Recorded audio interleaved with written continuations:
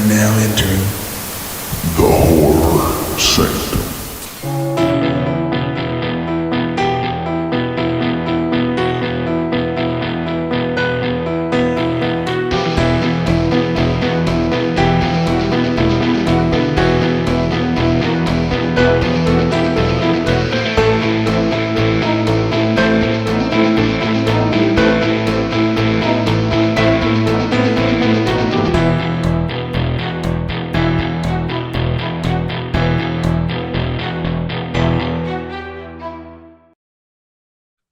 Hello and welcome back to the Horror Sanctum podcast. I'm Jay with John and TJ and a special guest. This week we are chatting with Mr. Brian Bremer. Brian, welcome to the show and thank you so much for taking some time with us. Thank you, Jay. Thank you, guys. Thanks for having me. I'm really thrilled to be here. Absolutely. You may know Brian from his films, Silent Night, Deadly Night 5. Probably my second favorite of the franchise, if I'm being honest. Kidding. It's so much fun. You were also in Society and so many more, but I think people probably know you best from Pumpkinhead. Yeah. That's probably the most dominant role you've had and are best known for. So why not just start there? Sure. I know TJ had some loaded up for you, so we're going to start with him. All right, boys, let's do it. Then let's be sure to talk about artificial intelligence because we were having a nice conversation about that. Absolutely. Yeah, that was fun. We had a very post-apocalyptic Terminator 2 kind of situation before we started. It's happening. It's all happening. It is. So Skynet, you think Skynet's a thing? It's coming. It's live. Yeah. We're this close to the singularity. I stole that from you because it was brilliant. Yeah, it is close. It is close. I want a plurality. I don't want a singularity. I'll have to look that up. Let me ask my AI what that means. And I don't know what that means either, but if it confuses the AI for long enough, I'll roll. I know, exactly. I tried to shut my AI off before the meeting because I was saying, every time you guys say something, it tries to answer me, and you actually can't turn it off. It doesn't respond to echo, shut down. And that's scary. That right there is scary. That is scary. Lord have mercy, boys. At least they haven't grown legs yet.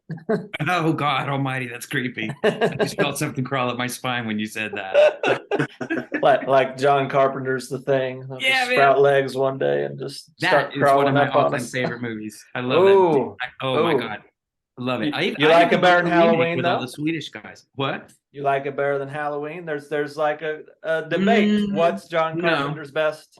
No, I can't. I mean, I love them both, but Halloween is it's so ingrained in my psyche from being a kid. I saw Halloween when I was on vacation with my great-grandmother, my grandmother, and my mother driving through the Smoky Mountains. Wow.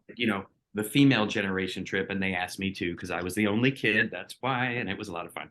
But we stopped at this place called Peaks of Otter Lodge, and I've looked it up, but it's not there anymore.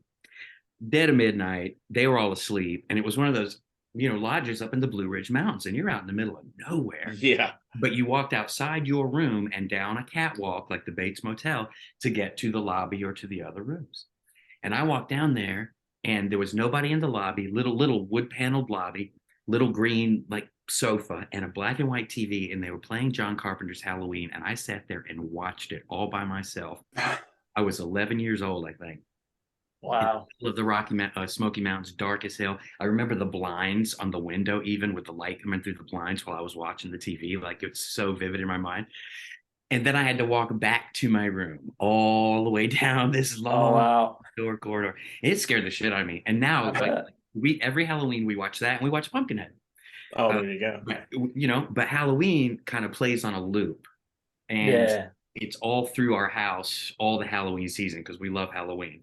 So we're always cooking in the kitchen, and we'll hear Lindsay, whatever. It's just always playing. So, and I got to meet her at New Jersey. Oh, you did? Yeah, because she was in the new movies. Yeah. Oh my God, I love her so much. I know I gave her my number. I was too scared to ask for her number, but I said, "Here's my number if you're ever in town." And I said, I have to tell you that your delivery of that line, Lindsay, that's an iconic thing in our house. We go around saying it all year long. And she told me the funniest story. She said that John Carpenter told her to pitch her voice an octave higher because he wanted her to sound younger. Wow. And so that's why all her performance is and that everyone on set was also walking around going, Lindsay. I can't even do it. Lindsay. Anyway, Interesting. so short answer, Halloween. It's ingrained in me. Yeah, But I love it's the my thing. favorite horror film. It was our first episode we did Yeah. for our pod. Oh shit! Wow. Yeah.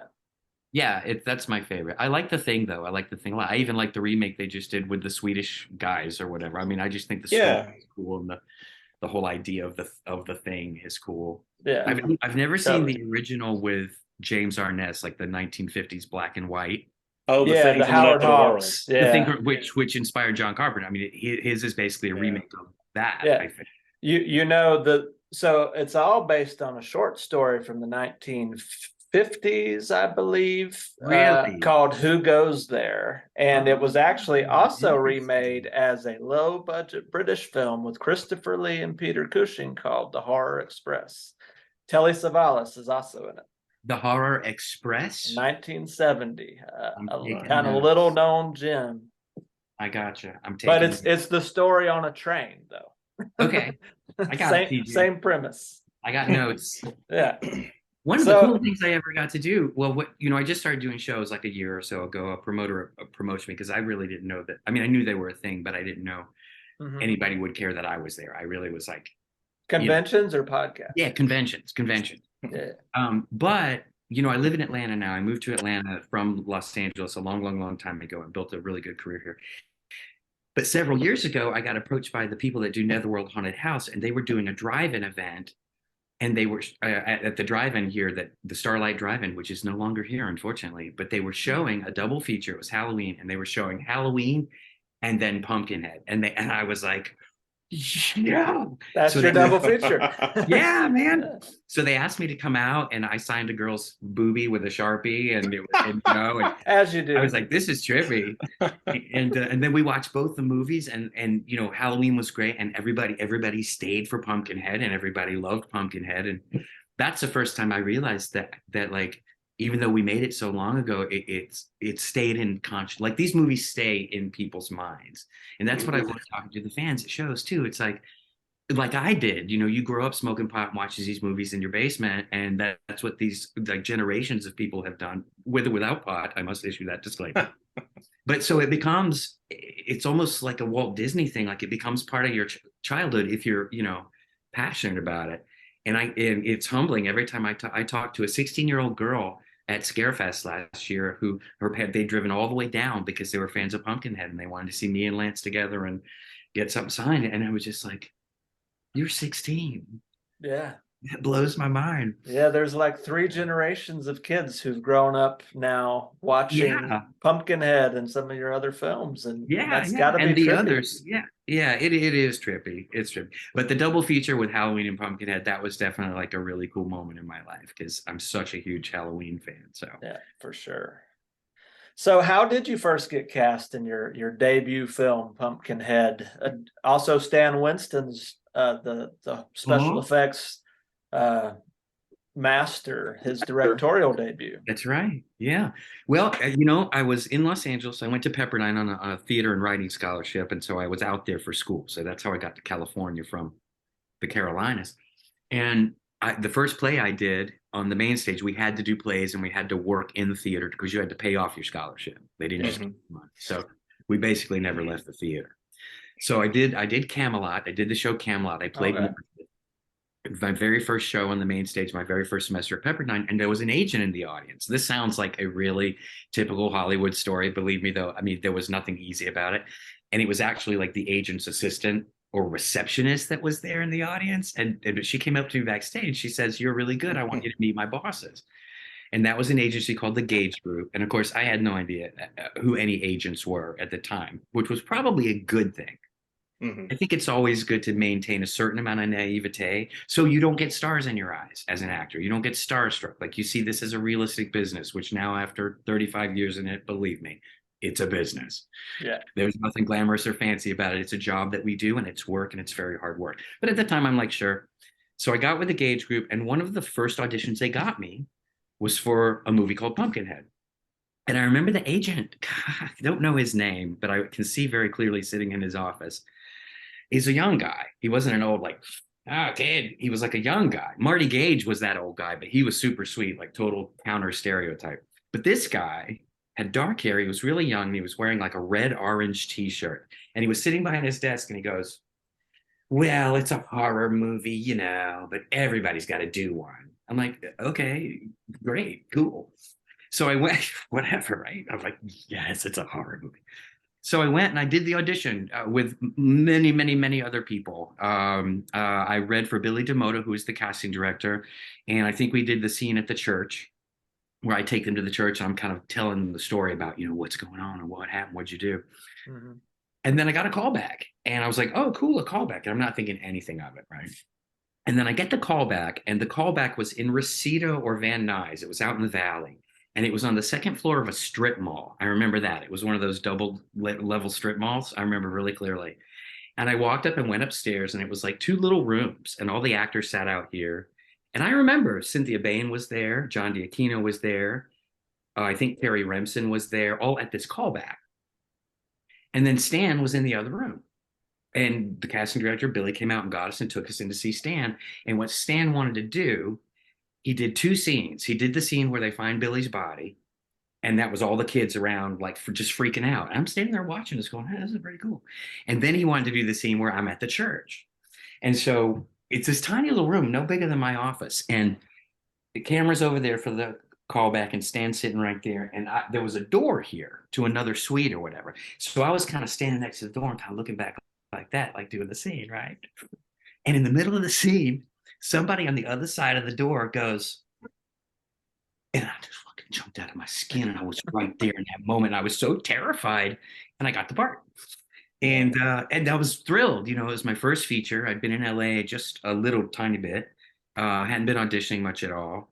And I got this movie. So, but of course at the time, like, I didn't know who any of these people were. And the night I got the movie, that weekend was the Oscars. And I'm in my little Canoga Park apartment, with 7 other guys all sharing this like 2-bedroom apartment because we were broke. And we're watching the Oscars.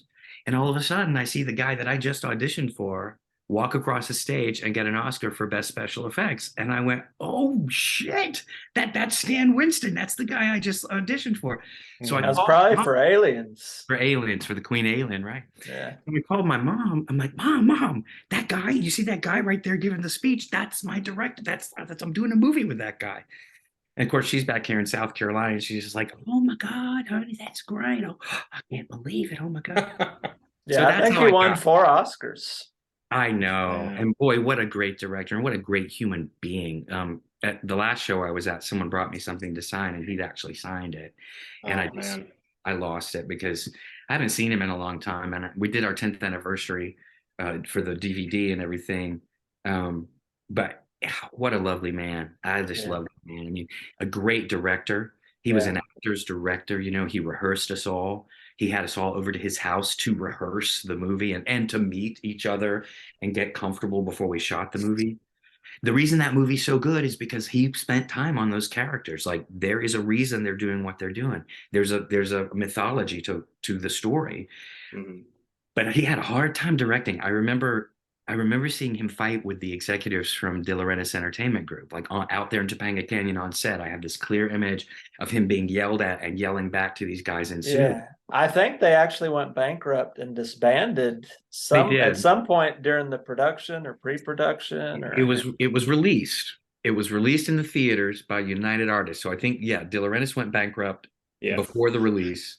It got shelved for a full year. Yeah, because you filmed in 87, but it didn't come out to 88, right? Right. And then so MGM-UA picked it up, and they released it in the theaters. It was a release for like a week and a half or something like that. But I saw it in the theater in LA. It was great. I mean, it was awesome. I saw it with my best friend who's from England. And so she's watching it like this. She's an actor too. And she goes, it's good. Yeah, you're good. You're good. You're good. It's good. Right. So I'm like, okay. But I remember him yelling at those execs. So, and I remember after that, it was so stressful for him that he said that directing gave him a spastic colon. Oh, wow. And he said he would never direct again. He did one more. I think he did Monster Squad. No, that was Fred Decker. He did a movie about a gnome that I've never seen. That's right. Why do I always think he did Monster Squad? Because he did the creatures in Monster Squad. Yeah. Okay. Yeah, he did something about a gnome. Well, yeah. Which, Well, by the way, that's one of the best werewolves on film oh today. yeah. Yeah. Oh yeah. Oh, he did a gnome named Norm. I He remember did this a gnome one. named Yeah. Norm. Name Yeah. Norm. I was like, how do you say nom? Nom? Well, no surprise. No, how do you say gnome? But yeah, he said he'd never do it again. He did one. I think that was, then he went back to doing like what he liked to do. I think he probably didn't like having to deal with the executives and the Yeah. line production and the budget and just like all those things that the director has to, the director has just, I don't Yeah, know. and But for it's a that shame level of because he special was, effects too. yeah, On yeah, I think it was a $3 million budget. yeah, something like that. Yeah.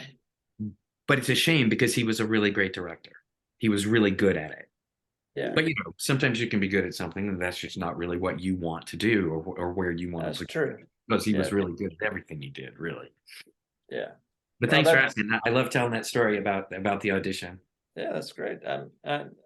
His care in crafting the shots, you could tell that he already had pre-visualized and knew how to shoot, especially around Oh the yeah. monster and the effects, and knew kind of the limitations of things, and some of the best use of darkness and shadow in a horror Oh yeah. film, and really kind of not showing too much, just showing enough to kind of creep you out and really sell Yeah. the effects. Thanks, TJ. I'm glad you appreciate Masterful that. work. Yeah. Yeah, totally. I appreciate it a lot more now that I've been in the industry a while and I teach directing and I've studied direct. I've just been around, and I appreciate it a lot more now from an artistic point of view than I did then. I remember at the time I was just like, "This is moody. This is cool. It's Yeah. different. It's dark." Yeah. So, I'm glad what was your experience? And you touched on it with acting before. Were you thinking you were going to go into theater and Broadway, that kind of thing? Yeah, I never thought about Broadway, although if I'd ended up in New York, that's what I would have been doing. But I ended up in LA, so I ended up doing film and TV. Yeah. I remember the first time I went to New York, I thought, oh shoot, I should have come here. This is really It where does have an allure to, especially if you love theater. especially, and if you're an East Coast person, it's definitely got that East Coast kind of vibe, and I was, but I loved California. I found acting in junior high and high school, it was where I found my tribe, where I was good at something and was able to do it. And I won a bunch of awards in high school and junior high, and I wrote plays about, really angsty, like teen suicide, and like, not to make light of that at all, but like really, really heavy plays, and then got my scholarship to Pepperdine. At the time, I really wasn't sure where I was going to go to school because I wasn't doing really good in school, in high school. Yeah. At all. And my senior year, I didn't have anywhere to go. So I had applied to a few schools, and then my mom took me to the Southeastern Theater Conference, and that year it was in Tampa. And I auditioned. And at that school, at that audition, I got offers from like 13 schools, partial scholarships all the way up to full scholarships. And Pepperdine offered me a full ride. And up to that point, my dad was like, "You're going to the University of South Carolina because we can get in there for free, and that's where you're going." That's saying Yeah. right? Go Which would have been fine, 'cause Gamecocks. all my Right? yeah, man, the real USC. I loved University of South Carolina. That's where all my friends were. So in high school, I went and partied with all my older friends down at the college. But then I got the scholarship to Pepperdine, full ride, and my dad's like, "Okay, that's where you're going," because it was full ride. But I didn't know a lot about school. I didn't know it was in Malibu. I just knew I got a full ride, and it was in California, and it would be a chance to go to California. So I really had my eyes set on going out there and going to school. And I was going to school for theater, obviously. So my goal was to act. But I wasn't really thinking a lot about film and TV then because I was just so green and fresh off the bus. And I mean, I didn't know anything about everything I saw was on TV. Like everywhere Right. we went, it was a restaurant that was on TV. And so I was kind of like mind blown a little bit. Mind blown. So I just kind of concentrated on staying in school. But then when that happened with the play and I got the agent and then I started auditioning, I started kind of getting into that grind. So that got me into the film and TV scene out there. And I did a couple of TV shows. I did a TV show for CBS, but I ended up getting almost in a row these kind of genre and horror movies that 30 years later all have become like, I mean, it's just crazy. It's weird. Yeah. Your But first three films. That was the thing I really Yeah. wanted to ask you about. Your first three films. Yeah. Stan Winston's directorial debut with Pumpkinhead, still a Yeah. classic, cult classic to this Yeah. day. Your second was Brian Yuzna. I believe it was actually his major motion picture directorial would- debut, because yeah. he was a producer and screenwriter, Reanimator fame. Right. And then your third, Spontaneous Combustion, the legendary Tobe Hooper of Right. Poltergeist and Texas Chainsaw Massacre fame, back to back to back. How Yeah. did that set you up for kind of your foray into the horror world and filmmaking in general? Well, it's funny because you're just really, when you're acting, and especially at that age, you're auditioning a lot, and you're just working, and you're just so happy to get any job that you get. I do look back on it now because I'm a horror buff. I look back on it now. I didn't at the time. I mean, at the time, you're like, oh my God, where's my next job coming from? Like, you finish one and you got to go on to the next. That's really your mindset. Like, you're always hustling for the next job. But now I look back on it and I go, Stan Winston, Brian Yuzna, Tobe Hooper. How did that happen? And like, why did that happen? And some of it was connected, but it was all by audition. Like I auditioned for Pumpkinhead, I got it. I auditioned for Society, I got it against a lot of people, and on the set of Society, and Brian and I got to be really good friends. We did a couple of things together because he really was the one, pardon the pun, but pulling the strings on Silent Night 5. I mean, I know he didn't direct it, but I've got some stills from the set, and he's always there sitting in a chair. He was really close. He was the reason I got cast in that movie, right? Mm-hmm. But on the set of Society, he came up to me on a break and he goes, "Oh, so you're the kid from Pumpkinhead." Like, he had no idea, right? So he didn't cast me because of that. But just coincidentally, he hired me and then realized, oh, it's that kid. But I looked really different in all the movies I did too. Like, you wouldn't necessarily have recognized me one from the other. So, yeah, same you with stay Tobe. pretty dirty in Pumpkinhead. Yeah, except my teeth are really white. Yeah, Yeah, that's what my Aunt Judy was like. You got awful white teeth for a kid from Appalachia. But like, and Tobe too. Yeah, and then Tobe Hooper. Like all those guys. I just auditioned. I got an audition for it. Now, they may have called me in because of the prior movies. Yeah. I wouldn't have known that. The agent just calls and says, you have an audition. Here's where you go. Here's where you show up. And I got to be honest, it's funny. I don't even remember the audition for Tobe. And that's weird because I remember so much. I remember so much about Silent Night. I remember everything about being on the set with Tobe. I remember all my audition for Silent Night. I even remember my audition for Test Tube Teens very clearly, and my audition for Pumpkinhead, but I don't remember my audition for Tobe. Do you have any weird like Tobe stories? Like, oh yeah, he's such a interesting character. Like every time I drink a Dr. Pepper, I think of Tobe because that was like his thing, right? You look kind of like him. Well, thank you for saying that. That's an honor, honestly. You actually look kind of like a young Tobe. Well, thank you. Yeah. He's a very he's kind of an underrated guy in a way. I mean, he did such great films, but it's like his legacy is Texas Chainsaw, but it's so much more than that, in my opinion. So I think he had a hard time with the Hollywood scene, but he wasn't hurting.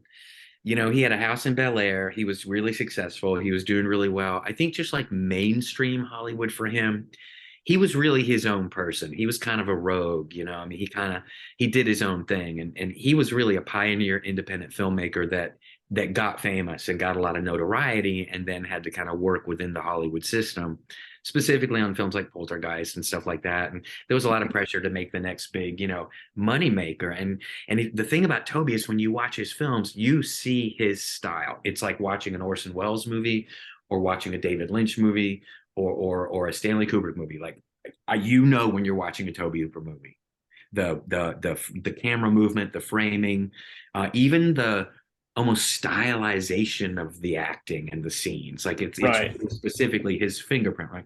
My best memory of Tobe was one night we had finished shooting, but I got to be really good friends with a guy named Stan Gisa, who I'm still good friends with. Mm-hmm. He was like a documentarian, and his friend Eric was a still photographer. And they were good friends with Tony, Toby's son, Tony. Yeah. And Tony did a lot of the practical effects on Spontaneous Combustion, right? Like I remember them doing a fire effect on their grill in their backyard. Like they had this spit, rotisserie spit, right? Yeah. And they covered it in tin foil and filled it with charcoal and lit it up. And then when it was all burning, they turned it and they were shooting it. Oh, and, wow. and they poked holes in the tin foil. So you're seeing this kind of crackling through the screen, and that's the opening credits. But like that's how they shot. It was run and gun pioneer filmmaking on zero budget. So, but one night I went over to see Tony.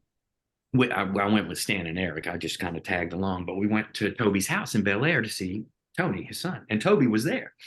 And he was working on a model of the Mangler. He had a big model of the Mangler set up in his dining room.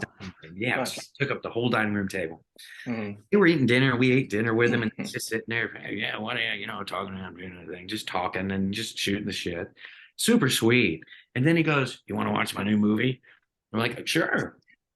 So he had a screening room that was his living room and a big fireplace, and we all sit down in these big comfy chairs, and he presses a button and a big old screen comes down out of the ceiling, and we watched the Marquis de Sade movie that he did with Robert. Yeah, I remember that. Yeah, I can't remember what it was ended up being called, but it was called something different from what it ended up being called. But we watched the whole thing. It was a rough cut. Mm-hmm. We watched the whole thing, and at the end of it, he's like, "Well, what do you think?" And of course, we're all like, "Yeah, that's awesome, man. It's right. It's great." And it really was. It was twisted and bizarre and strange, but it was really, really good, Yeah, and it's a creepy movie. I think it's really creepy. Yeah, I remember that. It was really, really creepy. And I was so young, you guys. Oh my God, I was such an idiot. I always say, if I could go back and know what I know now and be in the situations I was in then, you just don't appreciate it. But I don't think anything would have been any different. But it's kind of cool. It's a cool memory to have. And I really, really got fond of Toby through that experience, and then through knowing his son. And I got really close to all my directors. I just really, and I've stayed in touch with Brian. He said some really nice things about me on something the other day. And I'm hoping one day we can work together again, if things work out. But yeah. One thing, and it's interesting, you were talking about how you forayed into Hollywood. You got to Pumpkinhead. I went to Burbank last year, and it was like funny because you see all these movies when you're growing up, and then you start to put them in your head. Like, I went to the Halloween locations, and I'm like, oh, they're hiding the hills. You can see what they're doing. Oh yeah. When you were filming the palm trees, though. Oh right, exactly. Right, you can't miss that, right? Yeah. That's so. When you're filming Pumpkinhead, it's kind of funny because you're supposed to be kind of rural in the country. But Flowers is your dad. Yeah, Buck. Yeah, great. He's a great character actor. He was a great character too. He said to me at one point, he goes, "Well, I'm making this movie, and I'd like for you to be in it. It's but you don't have to be naked or anything. You might have to bare your butt and jump in a pool, but that's about it." I'm like, okay, man. And now I'm like, man, I should have done that. I should have done that movie. So, I mean, it's weird because you're from North Carolina. Mm-hmm. You're going there. You're filming this. It's supposed to be in the country. But did that mess with mountains. Did that mess with your head when you're out there, you're filming this, and then probably after, what is it? You're going into LA, you're driving to your apartment. Sure. Yeah. Did that kind of screw with you, or you kind of just like, no, I'll tell you why, because it was so immersive. Yeah. We shot all of the rural village and the church and the chases through the woods were all actually in Topanga Canyon, which is like the hippie capital of the world. And, Oh yeah. But it's down in this canyon on this guy's farm. So he had like 30 acres in Topanga Canyon, and it was all hilly and rustic, and it felt like you were away from everything. And then the sets they built, John, they built all of the sets. They spent the money and built the sets. All those cabins were built. The pigs were there. The pigs were real. The pig fence, the church, wow. That was all built. That church and that church scene. Is actually entirely made of styrofoam. Oh wow! What? Yep, it's an industrial grade styrofoam. They assembled it, built it all together. Yeah, we couldn't touch the walls. They just painted it to look like old wood. Painted it, sprayed it, treated it. Yeah, it was the art department, which was incredible on that show. But the whole thing was manufactured. It's not really there. It was a styrofoam set. We were told, do not lean on the walls, do not touch the walls. We built except the back wall that had the cross on it. Yeah. They built a ramp for us to walk on above the ground. So it looked like we're walking on the ground of the church, but the church had no ground. Wow. So, but it was so immersive. And, it was all shot at night. And Stan was just like we rehearsed it. So it was almost like doing a play because we were, okay. and I rarely have ever done a film, even the films I've done recently that are big budget movies, and I'll have like a little teeny part or whatever. There's no rehearsal. You don't rehearse in movies, you know what I mean? There's no budget for it. Well, there should be, but Stan insisted. So we were so immersed in it, and he got us so immersed in the character. And then also remember, this is a practical monster. It's not a CG monster. Right. And Tom is there in that suit, and that thing is standing right there looking at you. Like it's coming into the cabin to get you. And it was really easy, you know. I mean, as actors, it's play, right? We have to use our imagination anyway. But it has to be a lot easier than a tennis ball on a stick, though, to react. Bingo. Definitely. I don't even know if I could do that. You know what I mean? I'm petrified of the first movie I do where I have to scream at a ping pong ball. Yeah. But our job as actors is to employ our imagination. It's play. We got to remember what it was like to play and pretend and really be in that moment. But when they go that far and make it so easy, yeah, even Ed Harley's cabin and all that, all of that stuff was filmed on the Newhall Ranch, which is where they filmed Little House on the Prairie. So all those cabins are there. Their schoolhouse is there. Like it's a whole village and community of actual cabins that are fully built for a TV series. So they were built to look very real. But the walls would come off, like wherever they wanted to put the camera, the back wall, the side wall, like they would all come off and you could put the cameras in there. So when they go that far and they give you that immersive experience, it actually was really easy. So actually, no, I never once thought about it. Funny, Silent Night 5, I never ever thought that wasn't real. And we shot that in Van Nuys. Like the crappiest locations, you know, and in neighborhoods, but that was an effect of a character that just you had to be so immersed in to make that work. Yeah. You know, so yeah, but that's a really good question. No, not 1 minute. I never was taken out of it. And then when you left, like you left, you shook it off. Like you were in your car driving down the 405 to get back to your apartment with stark reality hits. Yeah. So I gotta know, because this cat seems like quite a character. It sounds like you've maybe done some conventions and stuff with him, but I got to have some Lance Henriksen stories because I know there's some. Yeah. Well, all right. Let me think. Lance was very quiet when I worked with him. He's still very quiet. Is he kind of intense when he's in character and doing the thing? But he's mellow. He's mellow intense. He's really laid back. You know, everything is kind of on this frequency with Lance. Yeah, he's got that smooth, gravelly, bourbony voice. And he's always just kind of, you know. I loved working with him. He was so good. He was such a good actor that one thing he said, I remember, he said, and I'll never forget this. He said, because it was my very first movie. And at that time, I knew him. I knew Aliens, but I didn't know. I was, 20 years old. I didn't know all the things he'd done. I certainly didn't know all the incredible things about his life that he's overcome. And I mean, the man is just amazing. You know, he learned how to read at age 34 or something. I mean, it's just like, he's got an unbelievable story. You got to read his book if you haven't read his book. It's amazing. He came from a really interesting background. And he was always very centered. And he said, at one point, no matter what you end up doing, it's all about the work. Take it seriously, honor the work, no matter what it is. I'm like, okay, so you feel like it's the stupidest, silliest thing you've ever seen. You just do the work. You honor the work. I'm like, okay, I get that. And he was great to hang out with on set. And then I've seen him a couple of times over the years, but not a whole lot. None of us have. I see John D'Aquino all the time. Strangely enough, he and I crossed paths after the movie, and we still cross paths today because he still acts. But he's also an acting teacher in Florida, and I teach film and theater studies, and I'm an acting teacher, and I do voice acting. So we actually stay in touch. And Carrie Cates and I. But Lance, I hadn't seen in a long, long time. And then Scarefest, we did that show together, and Adrian intentionally put us together. And he walked in, and he goes, "Bunt!" And I go, "Hi, Mr. Harley." And it was like no time had passed, like nothing, like there was no space. There was no space between 30 years ago and today. There was no space. It was like we instantly fell back into that same repertoire we had on set. We hung out back, on breaks and talked and stuff.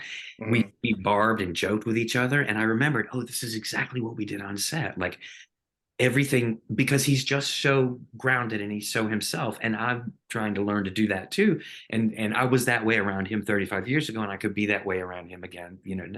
And what's funny about him, I'll tell you this, and I don't know if people would want me saying this, but we were on a break from Scarefest, actually, and we were standing out back. I was standing out back, and he came pulling up, or the van came pulling up, and he got out. He stood there with me for a minute. He goes, "Man, can you believe my line?" I'm like, "Well, yeah, Lance." He goes, "Man, there are people lined up around the block. I got a huge line in there. Can you?" It's like he was stunned. Wow. I said, "Lance, you're an icon, man. You know, you're an icon." He goes, "Oh, I just can't." So he's really Bishop. He's Bishop. Yeah. He's really humbled. So that's why you see him spending so much time talking to all the fans, and like really, because he kind of can't believe it. But I get that, because you know, in theater, when you do a play, you can go out and you can meet your audience, you know, when the play's over, or you can go out back, whatever. In film, and I've done a lot of films since then, and I do a lot of voiceover now. I mean, I'm going to do a couple more films this year. Because of doing these shows and meeting the fans, it's like, yeah, okay, I want to do some more now, because like, yeah. But in film, you never get to meet your audience. Never. I don't care who you are. You just don't, unless you're famous and you get mobbed by fans. But for most of us, we're working actors. 99.9% of us are just schlepping it to make a living. Yeah. And you don't get to meet the people that you're making the movies for. So I had never met people that grew up watching Pumpkinhead. I've never met people, you know, Jay, who like Silent Night 5. I've never met people who know Society, and it is overwhelming and humbling in like the most beautiful way, you know. And so I can see why he feels that. Well, so you think, well, he's Lance Henriksen, he must know that, you know, but you don't. Yeah. You don't until you meet meet such a bubble. It sounds like that you're in, just doing the work. And yeah, there's nobody there but you and the crew and the camera, and you don't know what's working until you see it. And even then, you might see it with one audience, but you don't like go see it all over the country, and you hardly ever get to, you know. That's why I love the cons. I mean, the cons are really cool, because you connect with people, you meet a lot of great new friends who probably gives you a whole new lease on life. I know with people like Felissa Rose, it's basically totally reinvigorated a whole new chapter in her career. Oh yeah, absolutely. And I'll be doing a movie with Felissa Rose a little later this year. I saw her posting some stuff about it. Yeah, it looks really cool. I love her, by the way. She's really nice. I mean, she's super sweet, super sweet. She's an amazing person, and she means everything that she says. And I don't know where she gets her energy. I can't keep up. She's got a lot of it. Somebody, I think it was New Jersey HorrorCon, right before she hosted karaoke, and I kind of, she said she wanted me to step in and help her, or she's so generous and kind. So I kind of stepped in and kind of, you know, got the crowd going or whatever. But right before. What's your go-to karaoke song? What?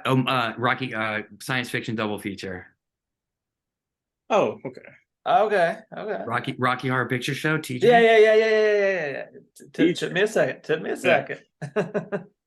Okay. No, I got you. Dr. Frankenfurter, 1975. I got you. Yeah. Well, listen, there's a few others, but that's my favorite one to sing in karaoke, especially if there are people there that are dressed up like characters from the movie. Yeah. Oh yeah. At Scarefest, there was because that's its whole. That's the whole thing. Yeah. There was a beautiful little couple. They got to be real good friends over the weekend, and that's the one thing I like about it too, is you actually make friends that you keep in touch with, and you know, you get to know new people that, you know, because I share the same interests. Like, I'm a horror geek, so you know, it's just cool. But there was a couple at Scarioke that was dressed up like Columbia and Eddie, and I said, I'm going to sing science fiction double feature, but I want you guys to get up on stage with me and sing backup. Oh man, awesome. They did. Oh my God, it was so much fun. But Felissa, so like right before karaoke at New Jersey HorrorCon, somebody that was sitting in the group, a friend of ours, said, "Felissa, why don't you go get into something more comfortable? You know, you've been in this dress all day. Why don't you go change into something more comfortable?" And so she goes, "Oh, I'll be right back." And she went up to her hotel room, and she came down like 10 minutes later in an equally fancy and very uncomfortable looking dress, but it was a new dress. That's great. Wardrobe change. You know, it was a wardrobe change. But I got to do my very first show with her because I only started, like I said, I think last year. And the first show I did, she was there. And I sat right next to her, and I was a nervous wreck. I didn't know what to expect. You know, you think you're going to sit there like a bird in a cage. Like, are people going to come talk to you? I just had no idea what to expect. And we have a friend in common. So right before the doors open, I turned to her and I said, we have this friend in common, Hannah Fearman. You guys will work together. Oh, yeah, yeah. And then I just was honest. I said, oh my God, I'm so nervous. And she goes, honey, you have only one job today, and that is to give joy and receive it. Nice. I'm like, okay, I can do that. Like, I can do that. And she was right. And what the fans don't realize, or really, I like to call them the friends and the fans don't realize, is as much as a thrill as it is for them to see Felissa from Sleepaway Camp, or I'm blanking on every name, right? Anybody that they come to see that they love and admire that's been in the film, they don't realize how much it does for that person, like how much that person is getting on the other side of the table.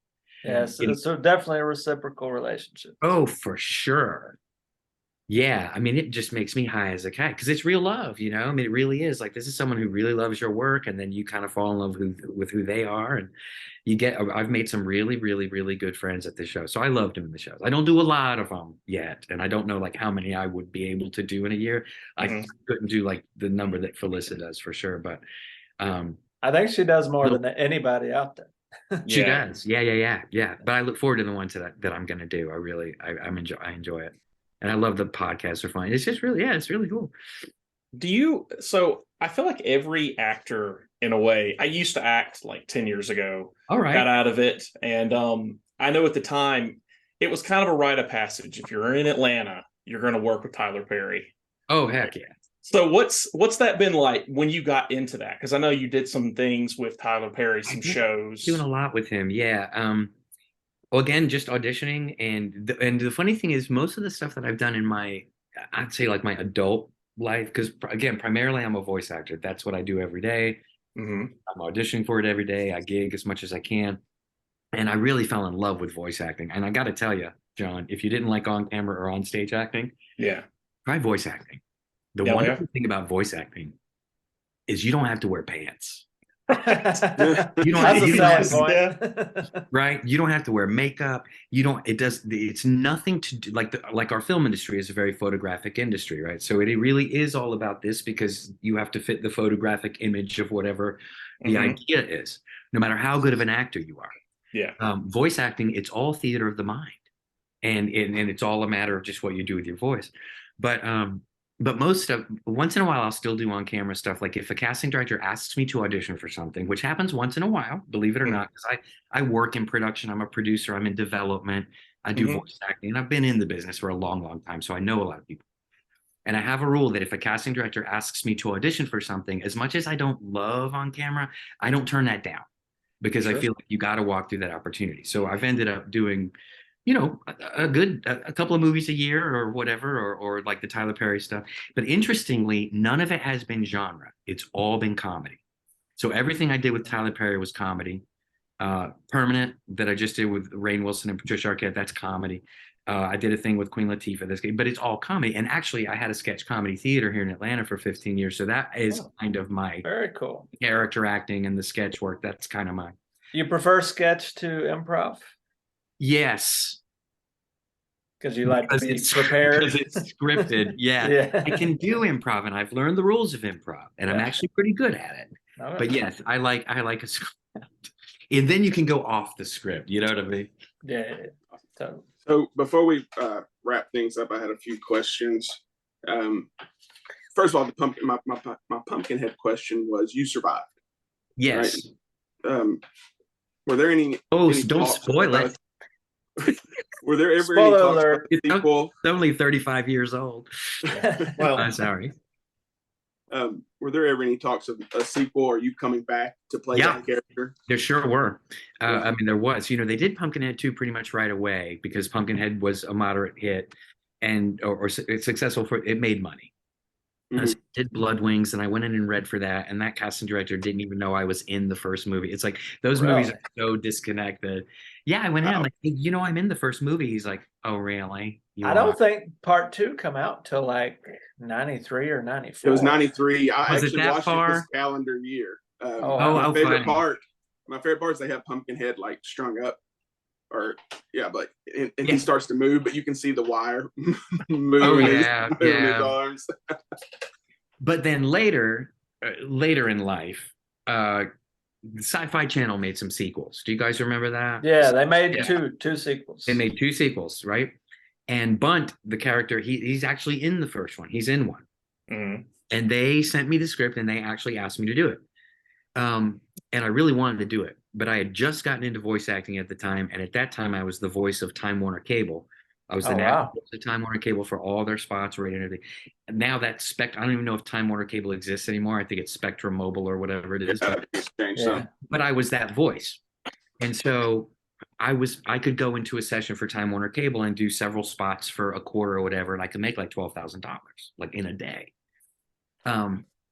They offered $500 a week, which is really low. If you know film and TV rates, that's really low.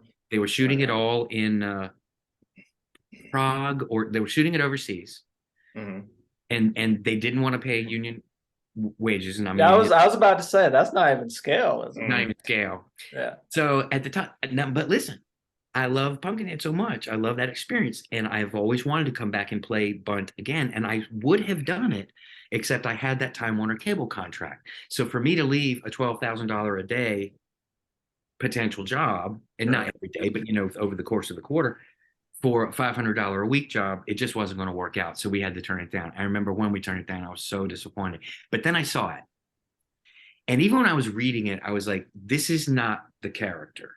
Yeah. I always thought Bunt would grow up and he'd move to New York City and he'd be a big old lawyer or something. And then he'd come back to Appalachia and like he was smart. They turned Bunt into kind of a big oafish, mentally challenged. Like it wasn't the character. Yeah. So I was kind of glad I ended up not playing the character because it preserved. Yeah. I don't know how I would have played that character. I haven't seen him in years, but I don't rewatch the sequels. I rewatch the original a lot. Yeah, so. Thank you, man. Yeah, I think that's probably most people. One society question. Okay, sure. Where were you during the shunting? Do you know, right there, baby. Are you aware of your geographical location in the shunting? Not exactly, because I'm not in that heaping, writhing mass. I was never in that. I'm standing off to the side for the most part, in boxer shorts and covered in methicil. You know what methicil is? Yeah. It's that stuff they put in McDonald's milkshakes to thicken it. And it's the clear, gross stuff. Actually, yeah. So I'm not actually in that. I actually thought about that. I've seen a still shot of that recently, and I thought, well, where was I exactly? But I'm not in. I did not participate in the shunt. Good to know. I love that movie. I know a lot of people. Oh, cool. Think it's gross in the end of it, but I think that's a hidden gem, honestly. Like, thanks for saying that, man. I mean, I'm talking to more and more people who feel that way. I think that one is really just starting to find its audience. Yeah. Yeah. Surprisingly so. And sometimes it takes a ridiculous gore fest, weird horror film to actually be able to make some points and some social commentary. And usually the audience it's for finds it 20 years later, Isn't that something? But it's true. I had an interviewer ask me, did it feel weird to now suddenly start being recognized for work that you did, 30 years ago? I said, it feels great. Yeah. Are you kidding? I mean, as an actor, like to do anything that somebody says. It means you were ahead of the curve, right? Yeah. They have to catch up to your work. Yeah. I mean, I love it. I love that people are finding the movies and really start to enjoy them. And it's also about the timing in society. And that's all cyclical too. It is. When that movie came out, it was kind of ahead of its time. Like it was like they didn't release it in the United States. They wouldn't give it a rating. But then they released it in the UK. You probably know this story, TJ, but they released it in the UK, and it was the #1 science fiction film in the UK that year. Yeah, I didn't know that. Wow. Yeah. Then it came back and got released on video and got kind of lost in the. And that was also right after they had just kind of loosened their regulations in the UK over the video nasties and stuff. Oh, and that's right. So there was a hunger for gore films and stuff there. So it was perfect timing for a UK release. I'm really glad that you appreciate it. I do for sure. Our other host couldn't make it, but Kellen, I made him watch it today. I don't know his thoughts on it yet. He's never seen it before. I'm like, that's the one you need to watch in preparation, but he couldn't make it. I guess the other movie you asked about a lot is Silent Night, Deadly Night 5, The Toy Maker. Like I said, it's probably my second favorite of the franchise. Clint Howard's in it, who I adore. I don't have any questions. I was going to say, I think I watched that again this week before, leading up to you. And I think that might be one of the best twists I've ever seen. Thanks, like, you kind of suspect that you're a toy robot or whatever, but you don't expect your papa to be one. Right. Or you to be, I enjoyed that twist again. It's probably the 4th or 5th time I've seen it, and I just appreciate that. Thank you, now, Jay. I think it has a little DNA in that with Halloween 3, just a little bit. Yeah. I can see that. It's a connecting line. With the androids, and they're making toy stuff, Yeah, I can see that. Yeah. Aside from those films, what else? I watched Vicious from 2003. Oh, you're kidding. Now here's Tom Savini. That had you, Tom Savini, Brink Stevens, Bill Moseley. Now here's my thing about that. Was it an awful movie? No. But if it wasn't for that CG, that could be a cult classic too. That would just be another notch in your belt, because it's not a terrible movie, but there's just some CG in it where they spent all their money paying you guys. It was a little cringy. Yeah. But my question there is paying us. Let me just tell you, they paid Tom. They paid us. He was very sweet. He's Matt Green is still a good friend of mine, and he's a really sweet guy. Yeah, I was going to ask, he roughed you up in the movie as is he, what was it like working with him? But there you go. Because you hear contrasting stories about him sometimes, but about Matt. Yeah. But well, that's funny. Yeah, it was a tough shoot. It wasn't an easy shoot at all. It was kind of grueling, and I think he learned a lot on that movie about making movies and about how to deal with actors. It was fun working with Tom. Matt ended up being a great guy.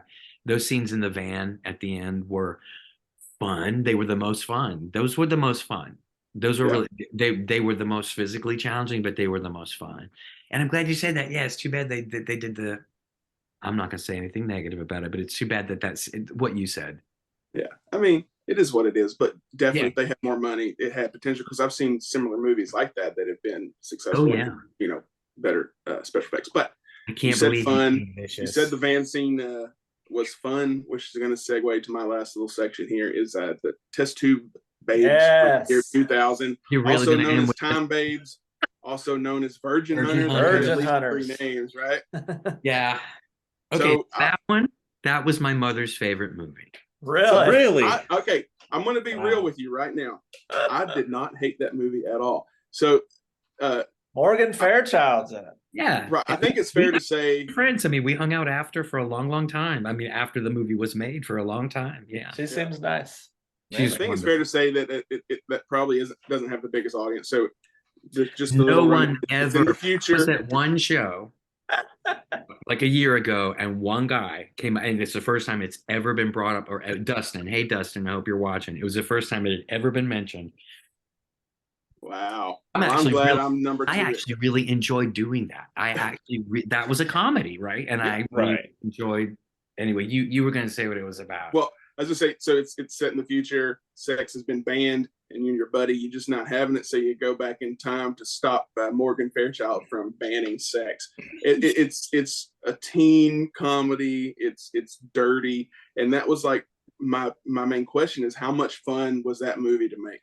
It was so much fun, because all that, the sex scenes in it, like the girls in the shower and like the different sex scenes, those were all cut in after. None of that's in the script. When we all got the script, it was the Paramount company that did it, that was doing kind of the like Cinemax kind of things at the time. Mm-hmm. But when they used to do that in Italy a lot. They'd cut the sex scenes in and sell them to a different audience. Right, and that's what they did with this. And so when we got the script, Chris Wolf and I were reading it, and it's like, well, it's a teen comedy. Like, they're dressing up as girls in a girls' school, and it's funny, and we can make it funny. And we improvised in that movie a lot, made it really funny. I had my first and only on-screen kiss in that movie, which I really enjoyed. And I mean, it was a fun scene. She was so sweet. The club scenes were fun. The future time travel things were really fun. Like, it was really, really, really fun. So we were really surprised when we actually saw the movie and there were so many boobies and butts in it. And we're like, wow, okay. But all I can tell you is it was my mother's favorite movie. That's funny. It is a lot of fun. It's on Tubi. It's on Tubi. It's under Time Babes. Oh, yeah. I think I watched it years and years ago, like on a USA Up All Night kind of that's- deal. I mean, I That sounds cover just my like eyes that. during the boobies and butts part, but Yo, What- that's what- funny. what You I should always go thought watch was it if you haven't interesting seen it, 'cause is- it's true. It's test tube teens from the year 2000. Well, So let's they're talk only about from that. 6 years in the future because this movie come out in 1994. Right. Well, A lot has 2000 was changed in like, lot 6 can happen. years. A lot can happen. I also, in that, I'm a rebel, so the rebels had peace signs. I'm a Yeah, rebel, see and I that. support your That's right. cause. That's right. You and So- Elaine's boss from Seinfeld. How old are all you boys? Lady You Gaga must called be me. She's like, "Can I get that same tattoo?" I'm like, "Girl, get it." 20s, We're I'm all 30 38, 38. 39. 30, Yeah. 30, I just 20. turned 39. I'm Okay. 38. I'll be 39. I'll be July. All 39 this year. Yeah. That's real We're all- sweet. So in 1994, the idea of the year 2000 had Yeah, this absolutely. enigmatic impact on society. Like everybody thought society was going to end. Y2K, Oh, yeah. I went but nuts. it's a whole Y2K, deal, yeah. Like everybody thought the time clock was going to suddenly, I don't know what they thought was going to happen. Like all the butterflies were going to drop out of the sky. I don't know. But at the time, like people really thought it was apocalyptic, you know? Mhm. Yeah, and Conan even That's did the bit. title, EJ. Yeah, Yeah. I just read the back rooms. I forget the author, but the premise of that is these back rooms were formed because Y2K did happen, but we didn't realize it because we were like replaced, our minds were replaced, and all this other stuff, like the Matrix. I can vouch for that. Kind of interesting. Maybe that did happen. But all right, so that's going to do it for this episode. Before we go, Brian, you want to tell us about some appearances you have up? Oh, and our nice little Pumpkinhead on Isn't the this cute? screen. So Oh, that's cool. real quick, I know we're out of time, but I was actually at New Jersey HorrorCon and I told some fans about this guy making these, just to tell them, hey, this is a cool thing over there. If you like Pumpkinhead, this guy's making this stuff over there, and he was making all kinds of figurines. And they came back 10 minutes later, and they gave it to me. Oh, wow. Wow. They Dang. bought it to me. That looks And really, and it was really like $1 accurate. in. It was Yeah. just what a beautiful thing. So I want to just take a minute and thank all of the fans of the movies, especially Pumpkinhead, Society, and Silent, all of them. Thank you guys. Thank you guys for having me, for being such cool folks and such cool people. And you have no idea how much it has expanded my heart and expanded my life to know you and to be able to talk to you guys. And I'll see you guys at FrankenCon coming up. For sure. We can hang out. You can, thank you you. can, we can share a nice bourbon drink. or Let's do it. We'll do Yeah, it. Absolutely. I'm going to get your John Hancock on this. You Oh, got yeah. it. There you go. Absolutely. I love that artwork, by the way. That's beautiful. That was It great. is. Um, Do you have any other appearances coming up? So I'll be at FrankenCon. This show will have aired by the time FrankenCon is on, but that is May 8th, 9th, and 10th.